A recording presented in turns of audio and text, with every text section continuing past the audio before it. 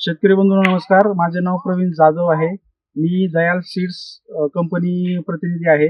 तरी आज आपण मौजे हातवळण तालुका नगर जिल्हा अहमदनगर या ठिकाणी आलेलो आहोत आणि आपण ज्या शेतामध्ये आहोत त्या शेतामध्ये शेतकरी बंधूंनी दयाल कंपनीची कनक सोना ही गव्हाची व्हरायटी लावलेली आहे.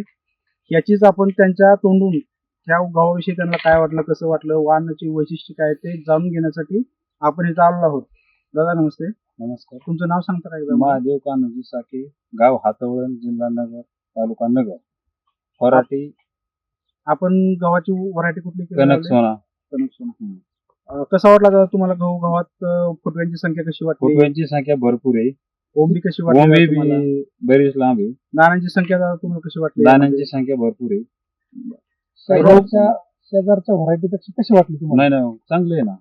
शेजारी तुम्ही इतर वाण्यांचा साहेब गहू लावलाय त्या व्हरायटीमध्ये आणि ह्या व्हरायटीमध्ये तुम्हाला काय फरक जाणवतोय का? बराच आहे ना, जवळजवळ 1 फुटाचा फरक आहे.